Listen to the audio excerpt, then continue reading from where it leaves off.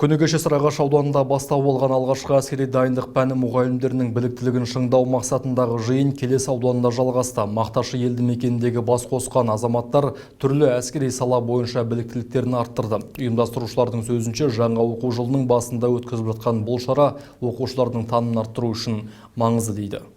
Сарыағаш және Келес аудандарының алғашқы әскери дайындық пәні мұғалімдері Мақташы ауылындағы мектепте бас қосты. Олардың біліктілігін арттыру мақсатында Сарыағаш аудандық шекара басқармасының сарбаздары қару-жарақтың бірнеше түрін ала келген. Ал жетекшілер топ-топқа бөлініп, өздеріне міндеттелген бағыттарда сабақ алуға кірісті.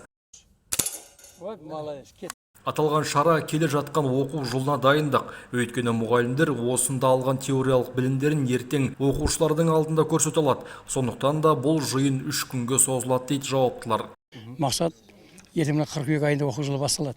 Соған алдын ала әр оқыту ұйымдастырушы осы 3 күн көлемінде теория білім практика жүзінде көру керек.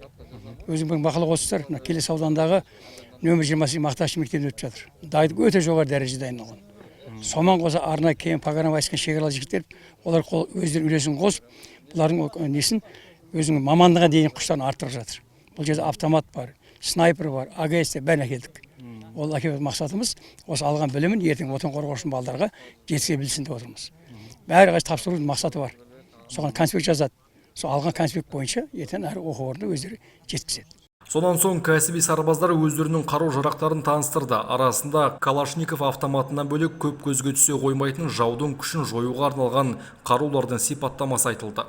Басқа қарудан қарағанда ерекшелігі, алдымызда мысалға тау тұратын болса, таудың арғы бетінен жауды ұруға болады, танк бір нәрселер.